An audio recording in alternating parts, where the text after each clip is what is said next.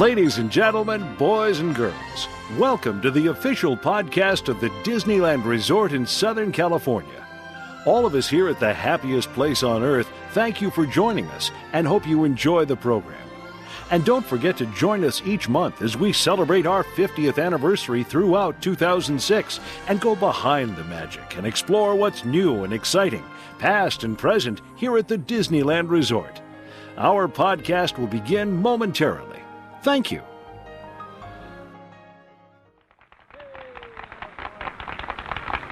To all who come to this happy place, welcome. Thanks, Walt. Welcome to the official Disneyland Resort Podcast. I'm your host, Michael Gohagan. March has flown by here at the Disneyland Resort in Southern California, and we've been busy at work putting together some fun and exciting interviews for this edition of the podcast.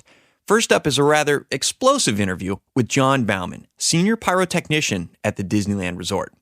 After that, we have the good fortune to spend some time with Disney artist and historian Stacia Martin for an interview that we conducted alongside the primeval world dinosaur diorama.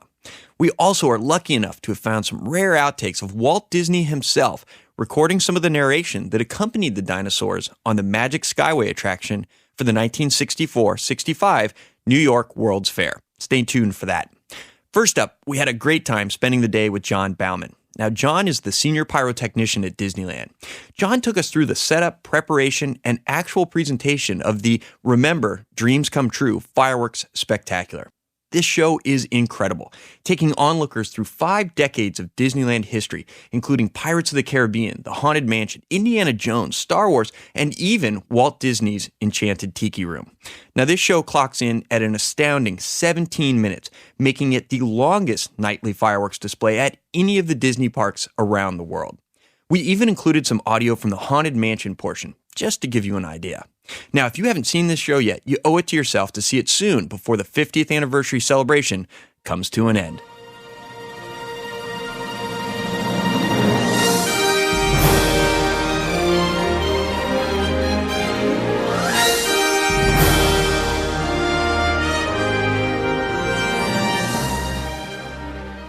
Well, I'm now pleased to be joined by John Bauman. And John, why don't you tell the people, what is it you do here at Disneyland?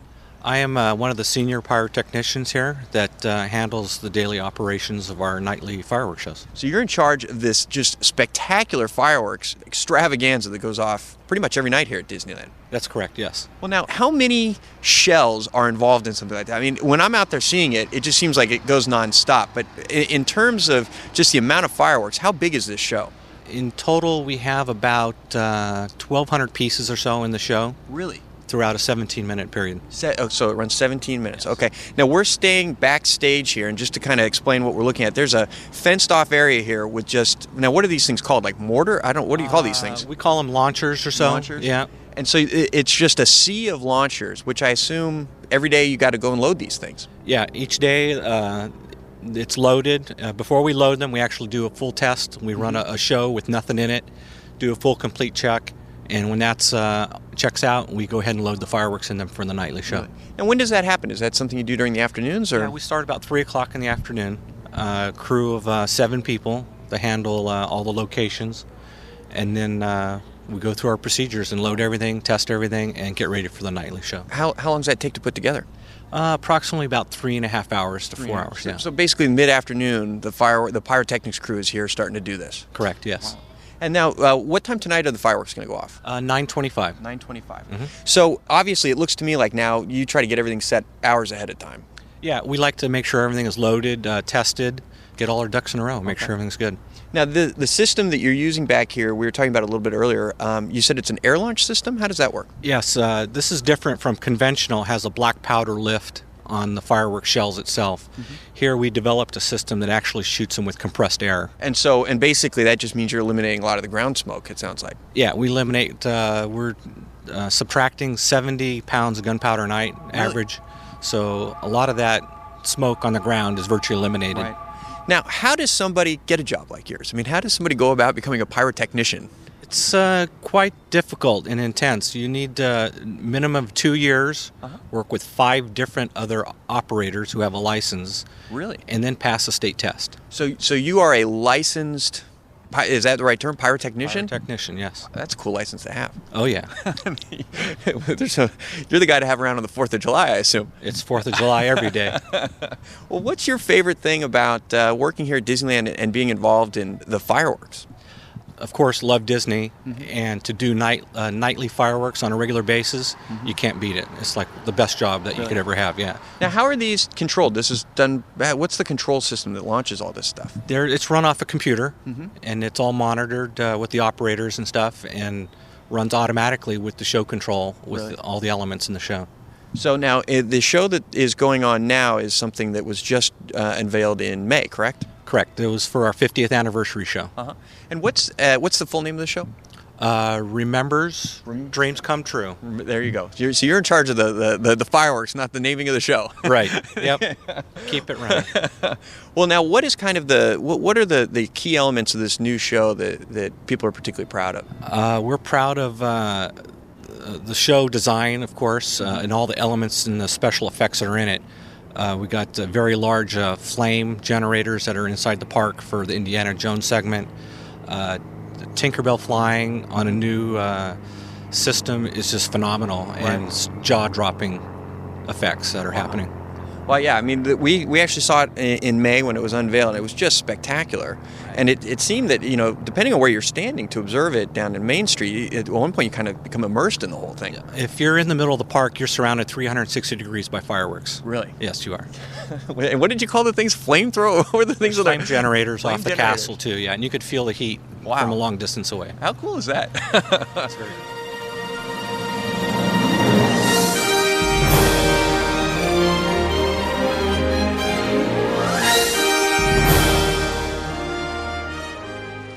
Okay, John, so we are now up on, I guess this is the launch. What do you call this?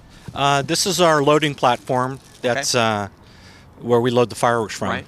And so now we're looking at these kind of enormous tubes. And what did you say these are made out of? They're epoxy woven fiberglass tubes. Okay. And then at the base is the compressed air system. Yeah, there's a 15-gallon tank at the base, which has the valve controls and all the controls to fill the tank and to open and close the valve to. And then you were explaining here there's some buttons kind of next to each tube. Yeah, these are binding posts that the electronic igniter ties into. Okay. The computer will monitor the igniter during the show. When the air pressure meets all its requirements and the timing of the show all meets its requirements, it will ignite the shell. The computer monitors that ignition, and then the valve opens and sends it on its way. Wow. Okay, and so now we're looking, a box of shells. These things are enormous. Box of shells has about 15 6-inch shells in here, and they're made all over the world, and we purchase everything from everywhere. And so it basically looks kind of like a small bowling ball with a kind of a cap on it there.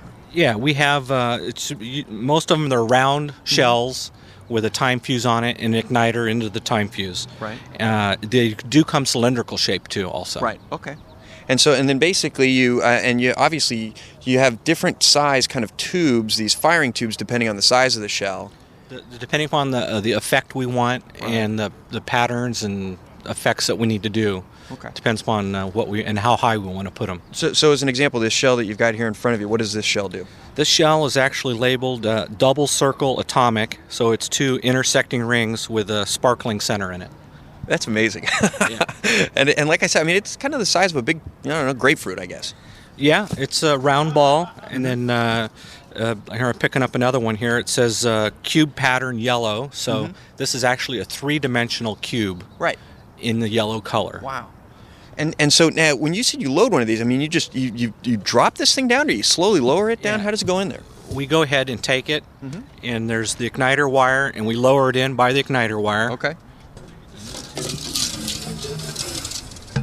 And it hits the bottom, and then we go ahead and tie the igniter in to the binding post. And now, how many shells are launched from? And as I mentioned earlier, it's kind of like a sea of these kind of air launches. How many are launched from this area? There's 360 in this field. 360, and there are other sites or smaller sites like this kind of around. Is that correct? Yes, there's 2 satellite air launch locations, and then not counting all our other effects locations. Okay, wow. Well, great. Well, thanks. I mean, this is quite impressive, and I have to admit, I've never stood next to a box just full of shells. I don't even know what you call it. But for a kid that always liked fireworks, this is pretty neat. We're still kind of standing in this sea of launchers, but you mentioned there are other launchers that are kind of placed at various places back. How many total launch sites are involved in this show? In back of house here, we have the main launching site, and then along the back of the park, there's an additional 11 launch locations. Okay. And those are portable? Some of them are stationary and some of them are portable? Yeah, some of them are portable. We got 4 of them that are portable because during the day we don't want to block any traffic. That's for our maintenance people. Right. And then before showtime, they'll be driven into place on a scissor lift and raised to 30 feet in the air. And then we get what we call a 9-line or so. 2 satellite air launch locations on the outside of those, and then we have 9 locations in the middle of that. And the fireworks display itself, the shells as they're exploding, is that taking place in a very particular kind of airspace that you've kind of mapped out? Is it going on back here, or is it over the park? How does that work?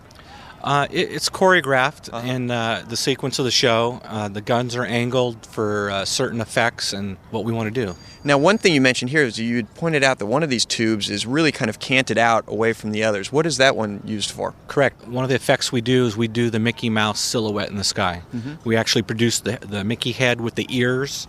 So that's one of the ears you're looking at. So it shoots out on an angle, and we shoot in the middle of the two. The head, and with the timing and placement with the air pressure in the sky, we get Mickey Mouse just about every night. And did it take some practice to place the head and the ears all together? Yeah, it took us about a week and a half or so to dial in the pressures and the timing of it all. And once we got that, it locked it in, and that's what we do every night. Perfect.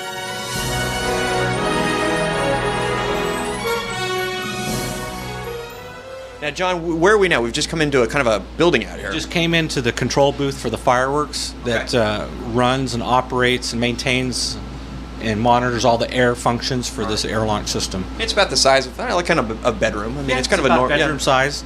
Right here in the corner here, we have a UPS system, which is a power supply. That's ever a power failure, something's going on, the show could continue for up to half hour. Really? With sustaining its own power and running the show. I mean, this is, a lot of people have these on their computers. This thing's like the size of a refrigerator. Yeah, this is a big one. It's not a refrigerator. It's a larger size because we want to run a little bit longer. Okay, great. And then over here, I noticed you got all the cables that kind of come into cable bay, and then this is the launch control right here? Yeah, we come in here, we have a computer screen that has a mirrored image of the field that's out there of all the guns. It's like a point and click. We could just point on one of the racks. We could see each individual gun, what air pressure is supposed to be in each gun, computer ID, what air pressure is supposed to be in each gun, and everything. Wow. Okay. And so when the system goes off, and you've got kind of the flip switches where you flip up a switch, and kind of I assume this turns them all on and powers everything up. And so once the show starts, is it kind of you hit the play button and it goes, or is there some activity that you have to do while it's happening? There's plenty of activity up until the show starts, and then we'll get a time code from our Audio Central, which all the computers will lock and sync up to, so the show is consistent night after night. Once that is engaged, as you were saying, it basically automatic pilot after that, but we just monitor. If there's any issues, we could do some changes, or if there's major problem, we could shut it down. And now, does this like self-diagnose? Does this tell you, okay, all these guns are good and ready to go, and gun 59, has an issue, kind of thing? Yep. The computer screen here, which will monitor when it'll tell you when the tank is filling, when it launched, and then what pressure it launched at, and if there's any problems, it'll give you feedback information on the screen that it didn't launch or what reason it didn't. Yeah, and this, I mean, it almost looks like kind of a control panel you see in a submarine movie, or something like that. All these switches and buttons and lights. And then there's a window here, and you kind of look out over that kind of main field, I guess you call it that. The main field, we could see all the functions that are going on out here.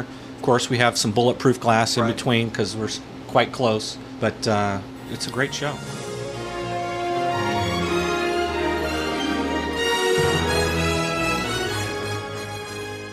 Okay, John, so now where are we? We're on top of a roof somewhere. Yes, we're on top of Main Street, right near the hub. This is one of the main firing locations and where the stage manager calls the physical cues of the show. Okay. And so it looks like there's kind of a portable console that opens up. You got all kinds of fancy computer screens. What are we looking at here? On the stage manager side, she has a ClearComm and communication systems with all the crew that's working on the show. Right.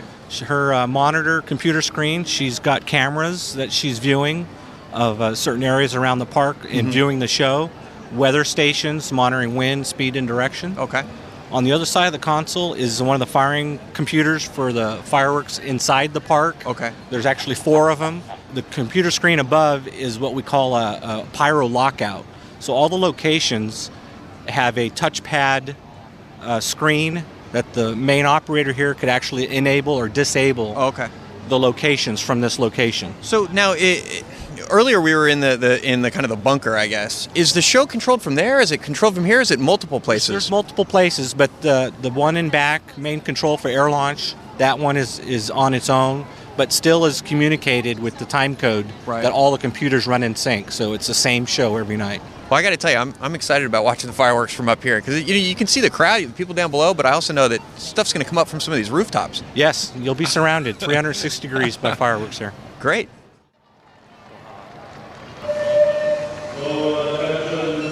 Now this is the beginning of the e-ticket ride in the sky.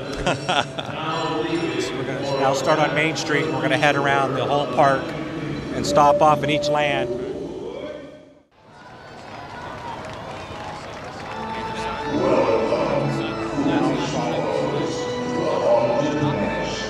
This is the first time 360 degrees around the people here. Okay. So it'll be going off behind you. On our building? Yep.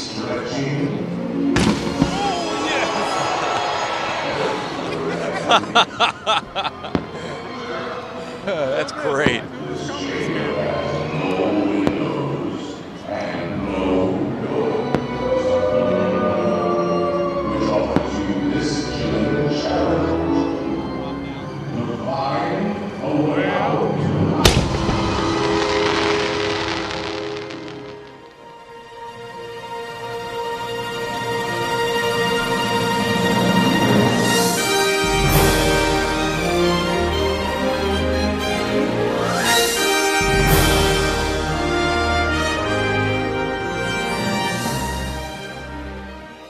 Next up, we spend some time with Disney artist and historian Stacia Martin. Stacia is a 30-year veteran of the Disneyland Resort with extensive experience within the entire Walt Disney Company, including Walt Disney Records, home video, and publishing. She has a wealth of knowledge and is recognized as one of the leading authorities on Walt Disney's involvement in the 1964-65 New York World's Fair. Stacia joins us for a discussion that we recorded at the Primeval World Dinosaur Diorama alongside the tracks at the Disneyland Railroad. We also were lucky enough, while digging through the Disney audio archives, to have found a snippet of Walt Disney himself. Now, this is a rare outtake, and you can hear Walt having fun with the script, but also having difficulty pronouncing a very famous Disney word to describe the size of the dinosaurs.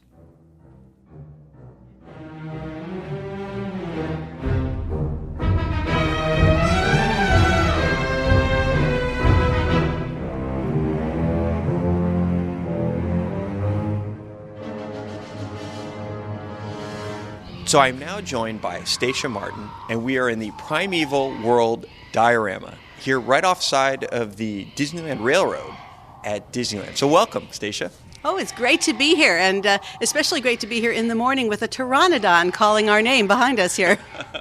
Well, first of all, tell me a little bit about your history with Disneyland. Well, I'm sure many of your guests have said this, but I have the best job in the world. And what I do is I'm a Disney artist and historian. I've been part of Disneyland for almost 28 years now. And I draw and I paint and I illustrate and I design, but I also write and speak and get to travel throughout the world representing Disney, Disneyland, and all kinds of different parts of the Walt Disney Company through both art and appearances, and basically just play around and indulge my hobby, because I've been at this since I was about 4. I think I really began to love Disney. I started collecting very seriously about 5 when I made off with my brother's Song of the South record, but we won't talk about that yet. But I decided I needed to be a Disney artist when I was age 7 in 3rd grade. So this is the perfect marriage of a hobby and a career, and coming to work every day is playtime. Well, tell me, how did that all start for you? Well, I grew up right here in Orange County in the shadow of the Matterhorn, and not that we got to go to Disneyland every day. This is long before the annual passports or things, but you knew it was there. You kind of had the aura. And like any little kid, I watched The Wonderful World of Color, later The Wonderful World of Disney on Sundays on television, and I had my coloring books, and I went to the movies, and I just followed right along. But I also drew. I've been drawing my whole life, and so it kind of fused together there when it came in third grade career day saying, what do you want to do when you grow up? And I said, well, I don't know about this growing up thing, but I really want to be a Disney artist when I get older. And thus far, we're sticking to plan very well. I drew, and I was always the kid who drew in elementary school as opposed to the math genius, which I was not. But it just kind of followed me through. I was always designing the sets or designing the costumes for the shows, but also in the shows and getting kind of an entertainment background as well.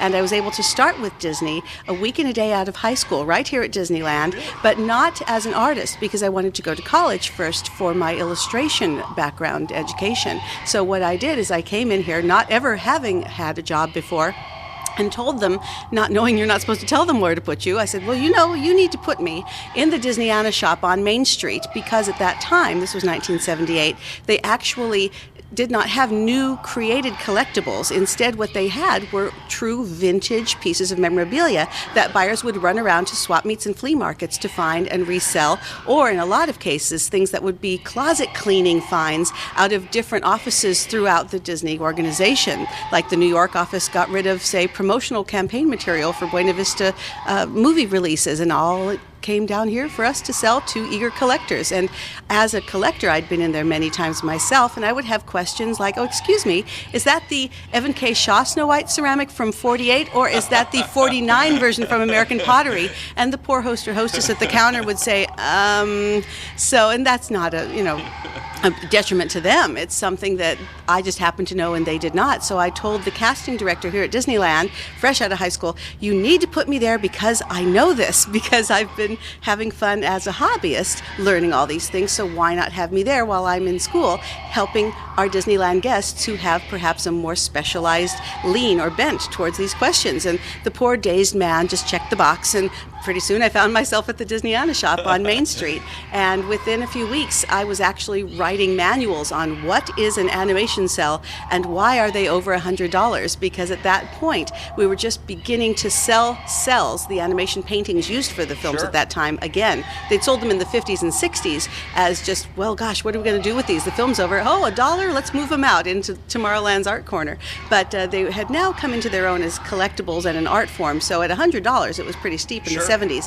And that really began my career as a Disney writer also, in that I was trying to help our fellow cast members here at the park understand what these collectibles and art pieces were. So that was my springboard to all of this craziness, and I went to school at the same time.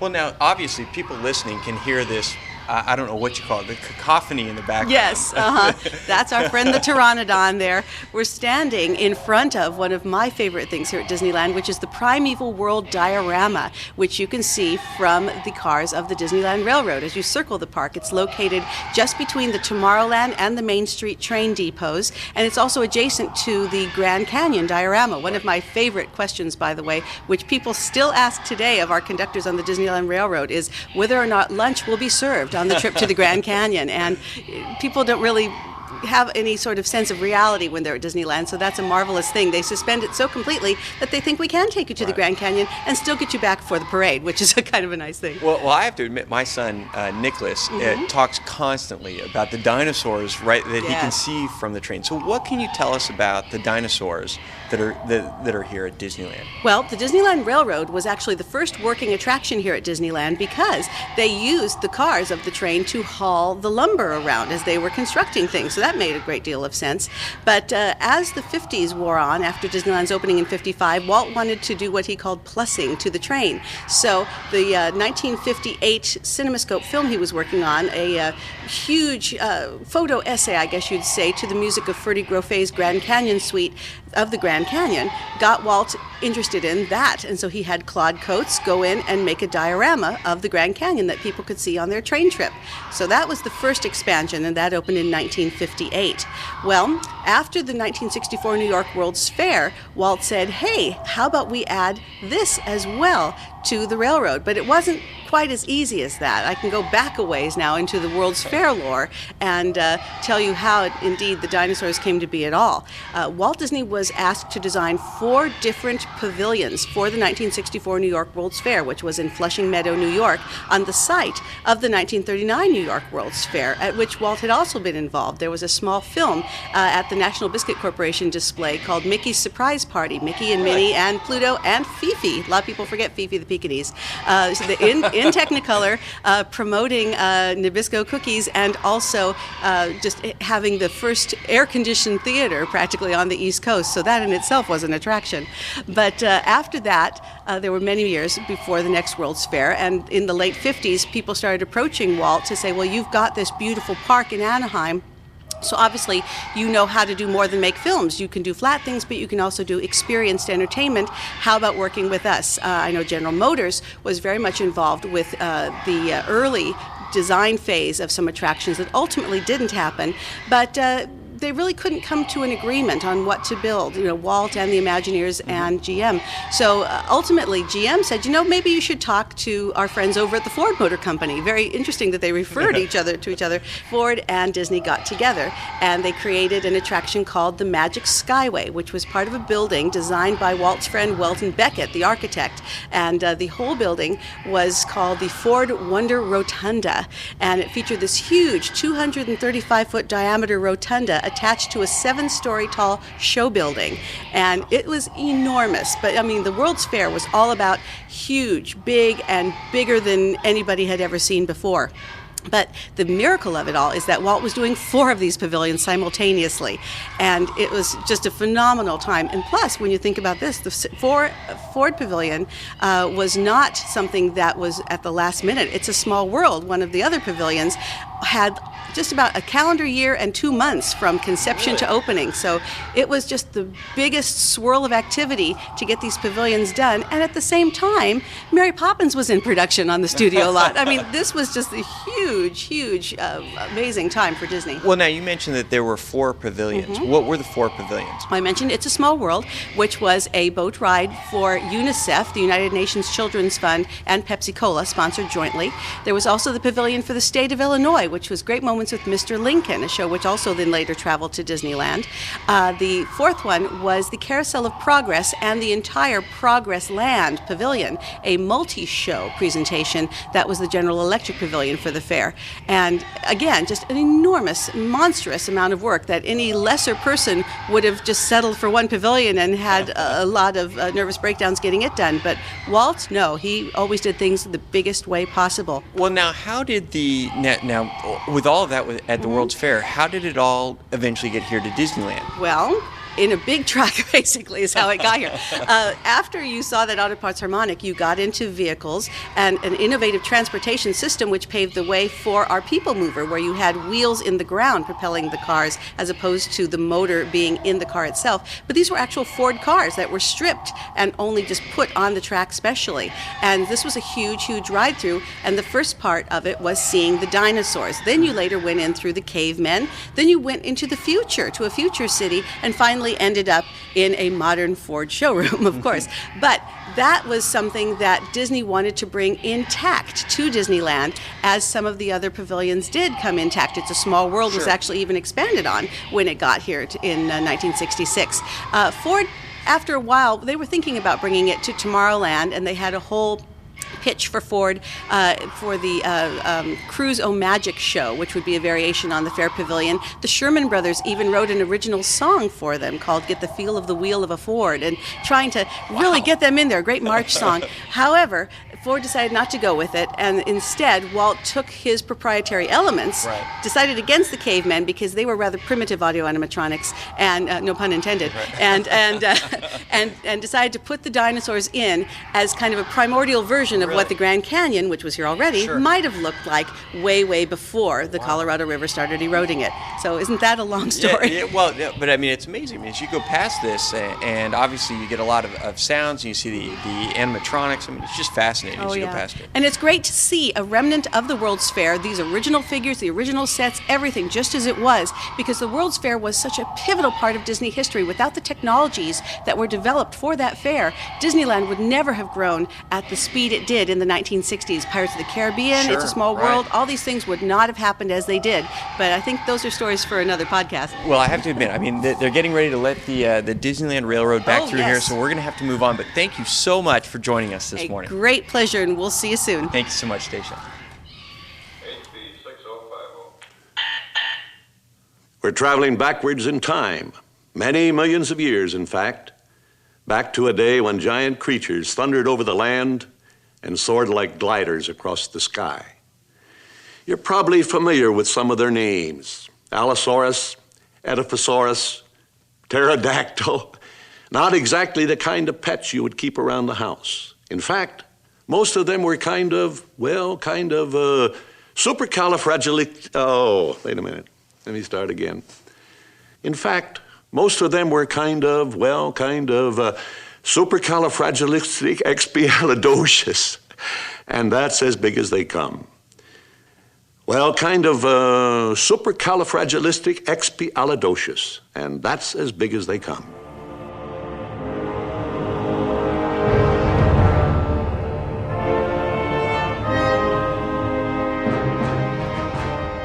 As you can probably tell, we had a great time putting this podcast together for you.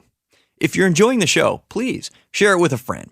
We are easy to find at www.disneyland.com/podcast.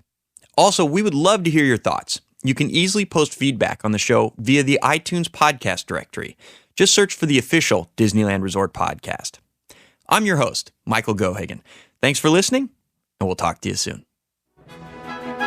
On behalf of the entire cast of the Disneyland Resort in Southern California, we thank you for listening to our podcast and hope you'll join us again next month.